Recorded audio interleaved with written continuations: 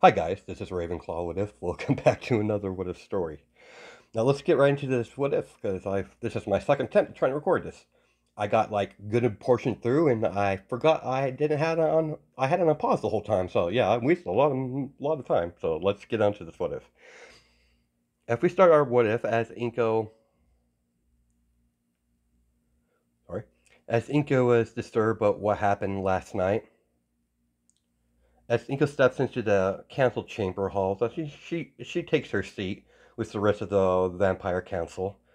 Let's get down to business, Lady Inko. How's the peace talks?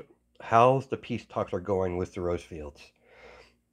Promising. The youngest daughter of the Rosefields that was sent as an ambassador agreed to the conditions between her family and one of the families from Japan. They will be continuing their dialogue later tonight. Very well. Last thing we need is a war between two noble houses. Now let's get to the other matter I wish to discuss with you. The humans that attack your manor. We were very fortunate none of the pure blood nobles were hurt. That would unstabilize the peace between all the noble families. We had the most You had the most contact with them, I've been told. What can you describe about these humans? They had pretty high quality gear to fight vampires. They were quite impressive when it comes to infiltration. My guess is one of them has a quirk to help with that. I was unable to reveal what type of quirk they had to by to bypass my manor's security measures. I was slightly injured during the altercation. Nothing out of the ordinary. I could have easily took them all out, but my son sensed I was in danger and engaged these vampire hunters. Were there any survivors? No. My son doesn't leave people alive when I get injured in any way, shape, or form. He doesn't show forgiveness. On a personal note, Lady Inko, how is the young man holding up? The rose fields that was sent over from Russia is helping him to train him, help him to to keep his craving under control. Outside of that, he's doing very good. That's good. I know you don't. I know you don't want your son involved with vampire matters, but unfortunately, he's already involved. What are you getting at? Simply, simple. We need to find out how many of these new vampire hunters are around. What are you implying? Simple. Hiding him in his chambers and trying to well, suppressing his power and his instinct to feed. I simply want you to unleash him on them. But he's nowhere near ready to step out of the manor or be anywhere near the outside world. At his current stage, no, Lady Inko. When he gets a when he gets a better handle on his cravings, I wish you to bring him into the fold. Someone with his ability shouldn't be wasted cooped up in his chambers. Despite my mother intuition to shield my son from everything, you do have a point. It would be better for him to get his condition under control and adjust being around other people. Very well, when I deem him ready, I will bring him into the fold of things. Give me 4 years. You have a year, Inko. We can't let them fester and become a bigger problem. Understood. Inko, wait. As Inko left the council chambers, Council Member Miski, what can I do for you? I just want him to re-enter the world. Even for a vampire, it's not very healthy to shut himself off from the rest of the world. Even for a vampire, that will not end very well. You're like a sister to me, Inko. That makes you family, and that makes your son my nephew. I know you mean well, Miski. You know my mother instincts and all. I understand that, dear, as a mother myself. Speaking of your speaking of your son, how is young Koski doing? Overconfident. He's doing well then? Yeah, it was a rough adjustment when he found out he was half vampire, but he surprisingly fully embraced his quirk. Unfortunately, you can't imagine how many windows I've had to repair and replaced. I know how that feels. I don't know how many times I had to replace the door to my son's room or his bed because of his fire. It can be quite intense sometimes. Haven't heard about Asashi in a while. How he's been doing. You know my husband, always tinkering with something. He's doing very well. You know how he gets when he finds something that piques his fascination. He was always an oddball, Inka. I agree. It's really good to see you again, Misky. I'm going to head back to the manor and see how my son's training progressing. I'll keep you informed of his progress. As Inko turns around to leave, as we cut back to the Midoriya Manor, as a week has gone by, as Natasha continues to guide Izuku to control his vampire urges. It's only been a week, but he made great progress keeping his base's urges under control for a certain amount of time, of course. He hasn't mastered his cravings to master it just yet, but he could last a lot longer now, ever since Natasha's tutelage or her guidance. Her guidance. I can't pronounce that right now, but anyways. As Izuku's in his training room, as the room's been enchanted to repel his sorry. The room was enchanted by blood magic to reflect his fire. He personally wanted this installed in the training room for training purposes only. As Izuku creates several black fire orbs, as they all shoot out in different direction, reflecting against the wall, as Izuku begins to dodge the black orbs, as he dodges and weaves around the fire orbs, while Izuku was blindfolded. As Inko walks into the training room, sees her son training, and Natasha leaning against the wall watching his his quirk, she was extremely curious what his quirk is and how he trained it. So she asked Izuku if she could oversee one of his training sessions. As they notice Izuku jump up in the middle of the air, while airborne, he does a black flip that turns into a spin rotation as he kicks one of the orbs that collided with several other orbs. As there was a black explosion goes off in the distance, as several sorry, as several orbs get redirected off the wall from the wind pressure of the explosion. As a whole group of orbs are heading strictly towards Izuku, the moment he lands on the ground. As they're all surrounding him, heading to his direction. I think that's quite enough. As Inko walks forward, as all the orbs stop in the middle of the air, as Inko walks towards Izuku, walking past all the orbs, as she helps her son up, as she removes the blindfold on Izuku's face. Sorry to interrupt your training. Even though this display was quite impressive, I have some serious matters to discuss with you. I would like to discuss this in your room while we drink tea. Very well, mother.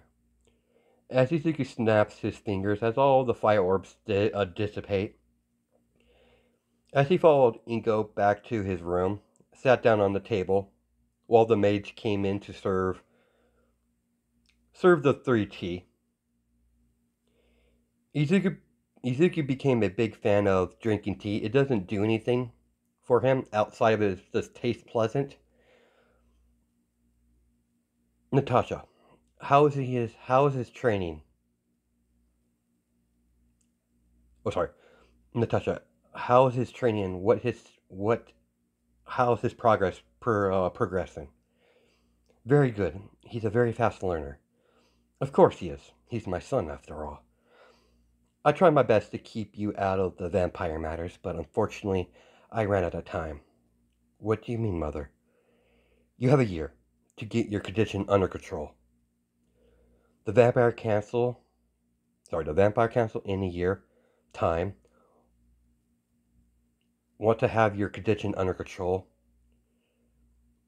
and want you to go out and hunt down the so-called vampire hunters that attack our home.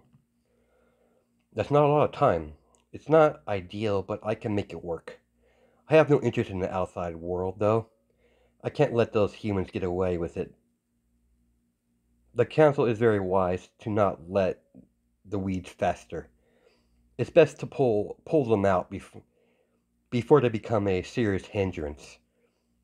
Miss Natasha, will you still be able to help my son? Of course. I've already informed my mother that I'll be staying in Japan for a little bit. The rate he's been learning, I highly doubt it'll take a full year for him to have somewhat control over his urges. After all, he's learning from me. After all, and I'm quite enjoying your son's company. Taking to like my son already. I suppose I have. I believe you've been a good influence on him. I'll let you get to it then. I'll excuse myself. I'll let you guys get back to work. Izuku, I'm sorry. I tried to keep you away from the council for as long as I could. It's fine, Mom. I do understand. I'm surprised they didn't try to get me involved sooner. How you and Dad talk about them, they seem very pushy. They are. As Izuku walks out of the room. Shall we continue, Izuku? Proceed. Good. I think I fancy a walk around the city. This is the perfect test to see how much you improved. This seems like a bad idea. I have a bad feeling about this. Trust me, nothing will go wrong. I highly doubt that. Come on, let's go. If we're going to go. As Natasha and Izuku begins to walk out of the manor, as they eventually get out, as they finally get into the city, basically. As she links her arm around Izuku, as they walk around the city. What do you think you're doing, Natasha? I'm getting cold. You're a vampire. Vampires don't get cold. Now don't be difficult. Just accept it, Izuku. Natasha, we're being trailed. I've noticed that as well, Izuku. Let's head, let's lead them to the alleyway, away from the civilians. As they get to the dead end in the alleyway, as he turns around to see as he sees three cloaked figures, before Izuku can question them, all three of the cloaked figures immediately rush forward, unsheathing their short katanas that's been laced, doused in holy water. As the swords itself, the three katanas that they're wielding are made out of silver. As Izuku flash steps in front of one of the attackers and high kicks him. As one of the attackers, that's a high kick, then a low kick. Strike the hooded figure. As the man goes flying. As the short sword, the short katana flies out of the man's grip as it flies in the middle of the air. As Izuku catches it, as he begins to examine the weapon more closely. Fascinating blade you got there. Well balanced. And I could tell, the sword seen some action. Quite a bit, actually. Most impressive. You're clearly well armed. I could tell by the combat attire underneath your cloak. And you're quite skilled. You're definitely not associated with the Vampire Council, and you're human, judging by your movements. Your target's not her. It's me, isn't it? I don't know who you work for, but they made a grave error leading you to me. I hope you understand your situation. They basically sent you to a suicide mission. One of the hooded figures finally speak up. We don't care if it's a suicide mission or not. It's our duty to rid the world of abominations like yourselves. Our clan decided that you would be too much of a problem if you ever churned. Very well. I see I can't change your mind. It's very unfortunate. It's a shame. I have to dirty my hands today. Here, catch. As he throws the short katana to his original wielder, as the man screams out of pain as the blade pierced through the man's heart. As the sword pierced the man's hand, pinning his arm against the wall, the brick wall. As he struggles to get free, but he's pretty stuck, and yeah, he's not going anywhere time.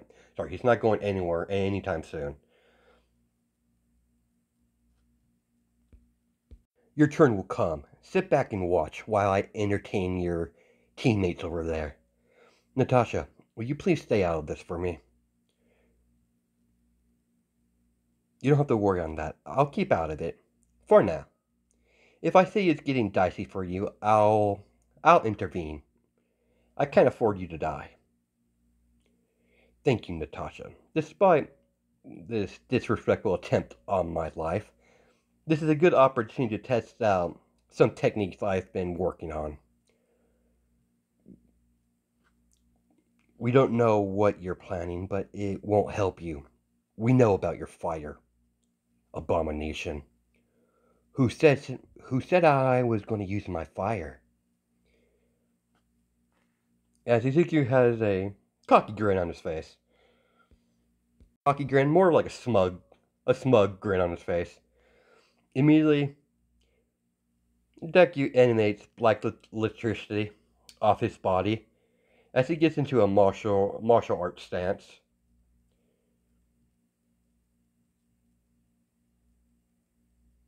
Ezekiel calls this technique blackout. As Ezekiel moves so fast that the other foes or hooded figures couldn't keep up with him, as Ezekiel lands several devastating combination strikes as the man falls down onto his knees from being struck and afterwards being electrocuted. That each At each strike Ezekiel landed, a surge of electricity shoots through the man's body as he becomes a living, talking stun gun with black electricity or black lightning. No matter how you look at it, it freaking hurts. As as the blackout state he combined with his technique with martial arts. Each time Ezekiel lands a strike, as when someone gets shocked by his black lightning shooting through their body. On top of that, his physical strength could cause serious damage if he wanted to, if he wasn't holding back his strength. When he was fighting with the rest of the hooded figures, well, sorry, when he was fighting with the hooded figure, as the man is kneeling on the ground, without warning, Ezekiel kicks the man on the side of the head as he goes flying into the brick wall. Shall we continue, gentlemen? As the man gets in a fighting stance, as Ezekiel rushes forwards and rips the man's head off of his body without warning. As the body falls over, as blood starts gushing out of where his head used to be. As Ezekiel drops the head, as he turns to his attention to the last guy that has been unable to move because of the sword that lodged into the brick wall through his hand. I suppose you're not going to tell me who you work for. Go to hell, freak. Such a pity. as he decapitates the guy using his hand in a karate chop motion, killing him instantly. Most impressive, Izuku.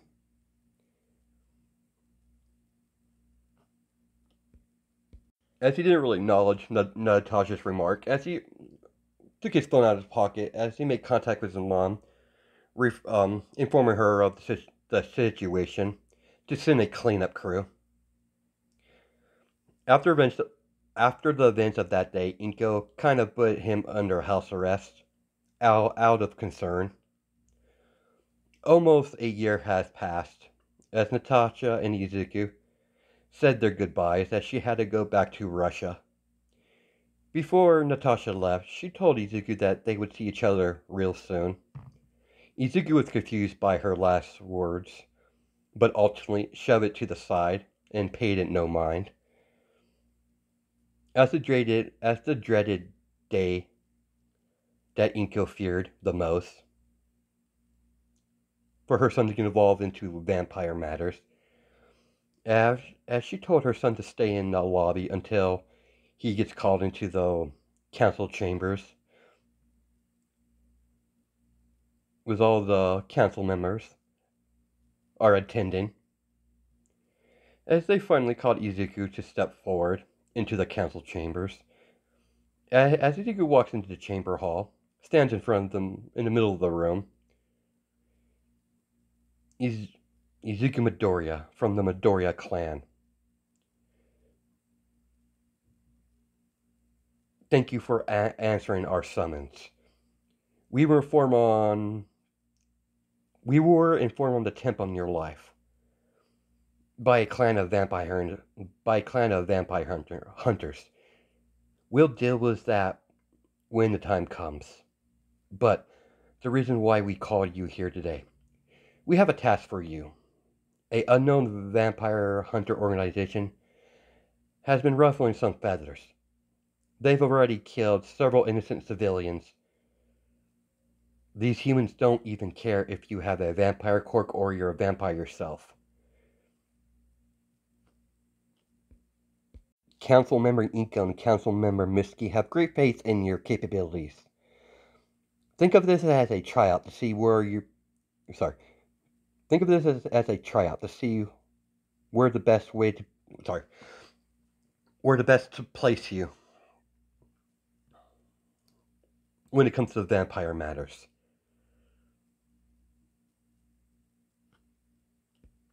I understand why Council Member Inko kept you away from being introduced to the vampire world for so long because of your condition.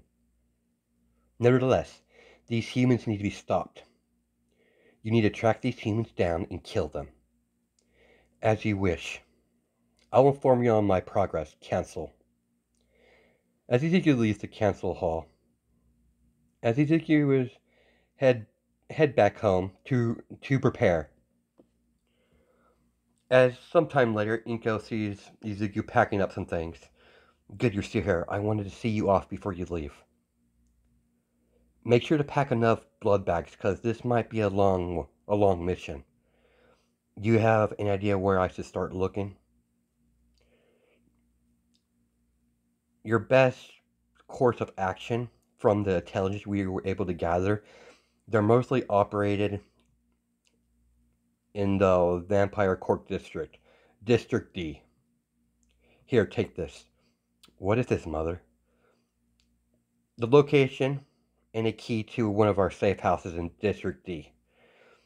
As Izuku pocket the key and the note where the address is written on it, as Inko gave her son a big hug goodbye.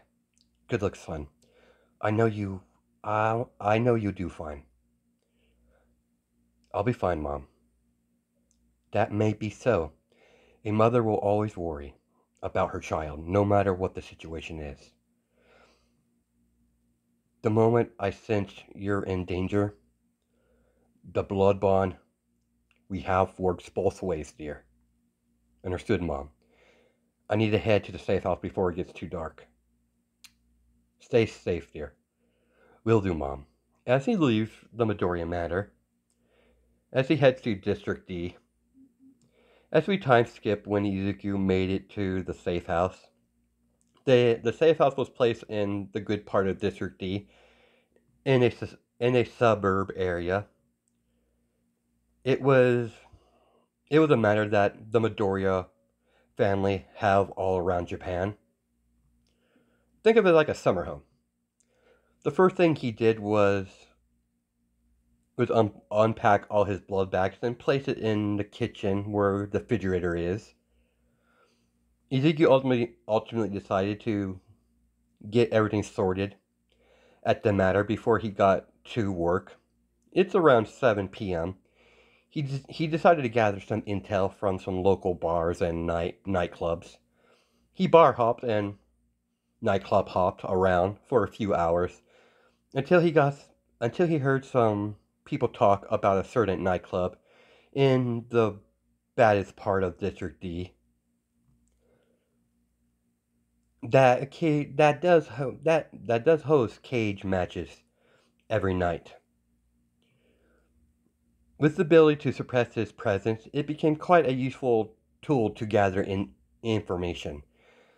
As Izuku finally made it to the nightclub he keeps hearing about, the moment Izuku sorry, went inside, Izuku noticed the big cage that they host the cage matches in the middle of the nightclub, on the second story floor. As he sees two girls sitting on the couch watching the fight, a blonde girl and a girl with black hair that has burns all around her body. As he observes the two girls, as he noticed that these two seem to be the one in charge of this place, just judging by how they act and how the aura is around them, how they order people around. I guess it's time to make some friends. What can a guy do to be noticed around here?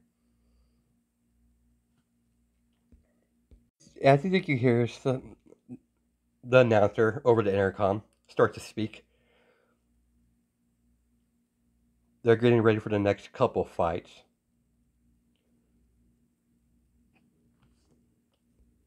They announce if you want to enter the cage matches, you have to register at the registry.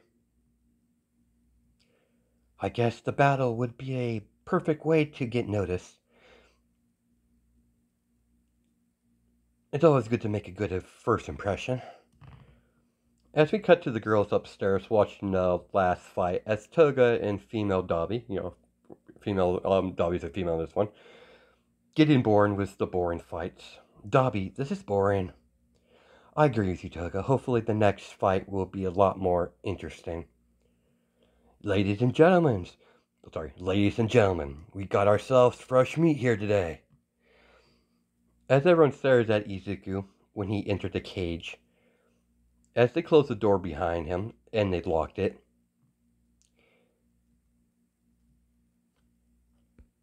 Izuku looks at his opponent.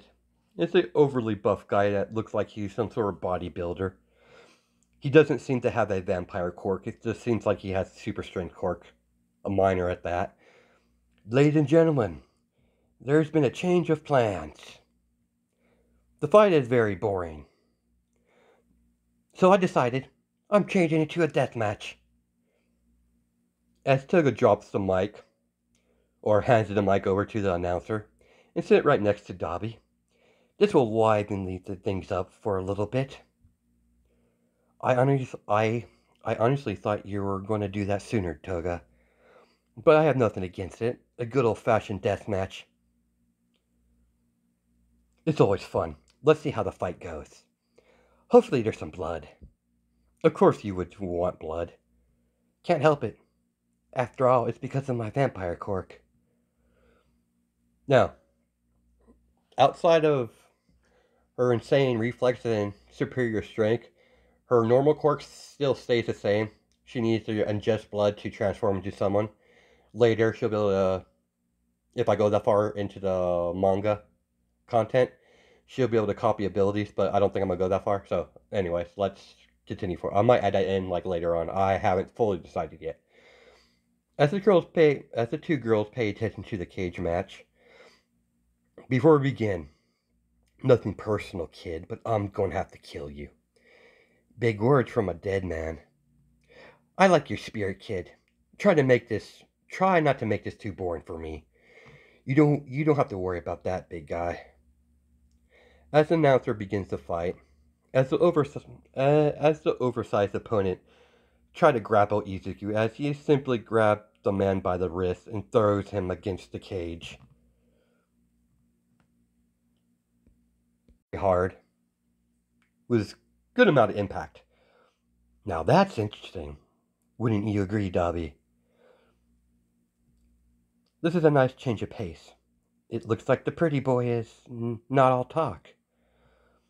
As Dabi and Toga pay close attention to the match.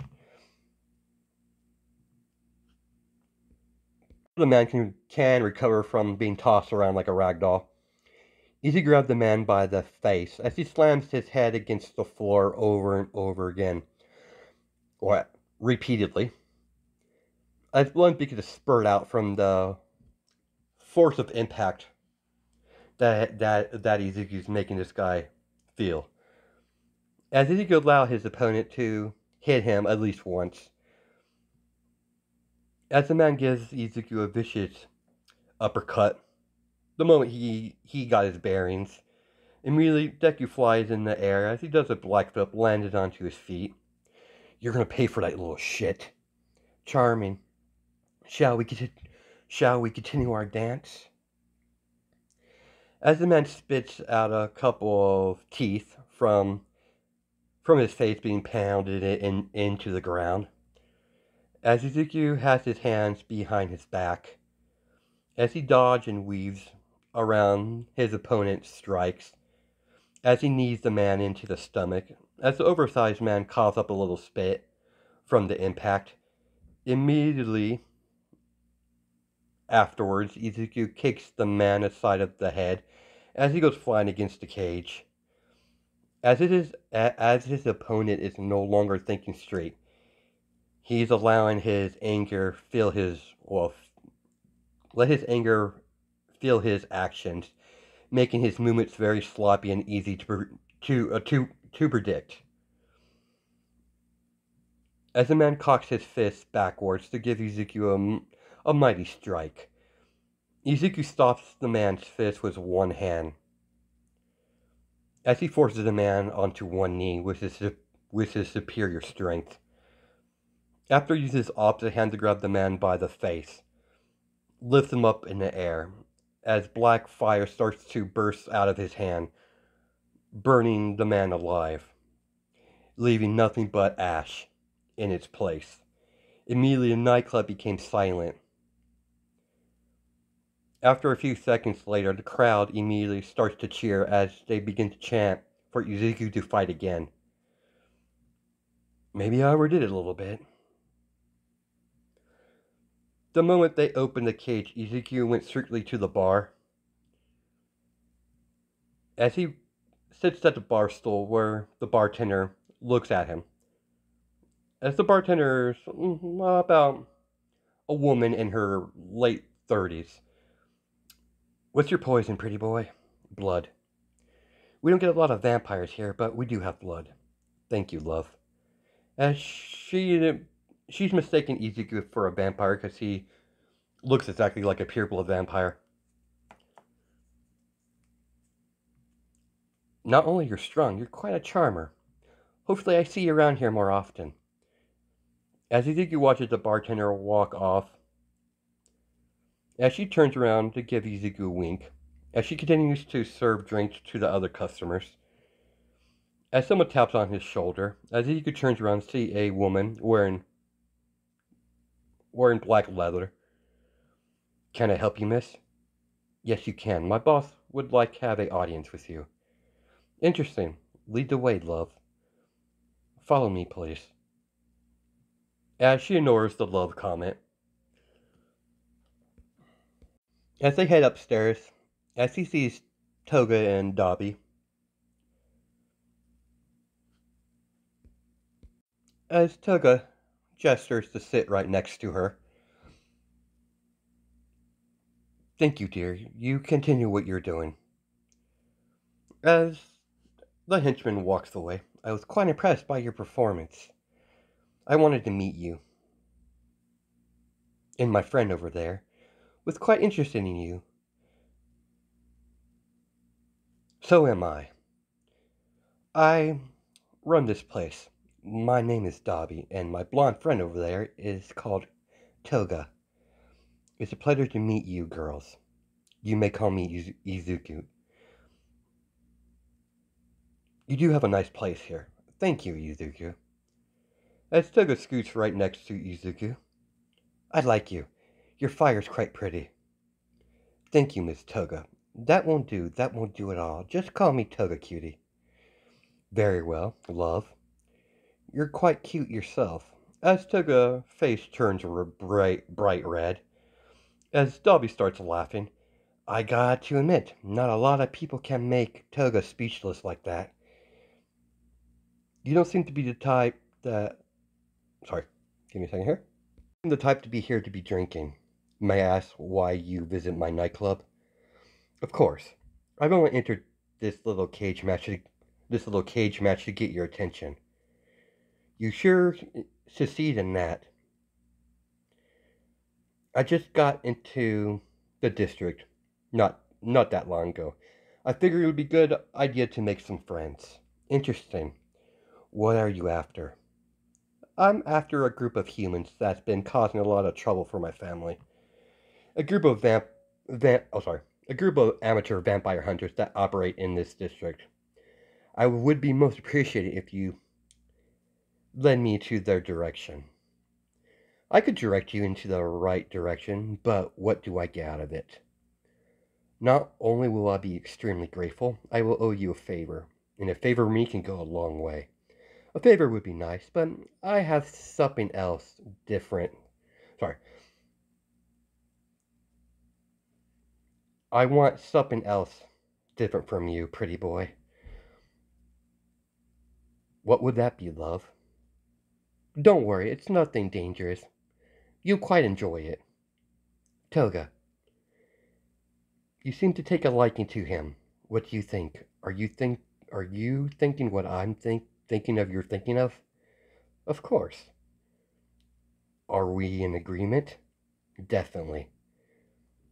Now, Izuku, if you're able to satisfy both of us tonight, I'll direct you into the right direction. As Toga jumped onto Izuku's lap. You see, cutie, me and my bestie like to share everything, including boys. That we find interesting, and we do find you interesting. Interesting proposal.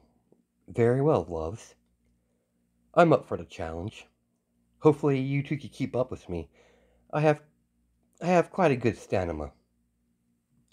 As Toga and Dobby grab onto each of Izuku's hands as they lead him to a room that they stay in when they stay at the nightclub. A couple stories upwards. Immediately when they entered the room, they push Izuku on the bed as they begin to disrobe, as Izuku spent the whole night satisfying the two girls. As we cut to the next morning, Dobby and Toga have their arms wrapped around Izuku's, pretty much around his waist, as they're leaning against Izuku's chest, both of them on each side. As that's where we're going to cut our episode off there. Hope you guys have a good night and day, judged by time zones, and I'll catch you in the next video.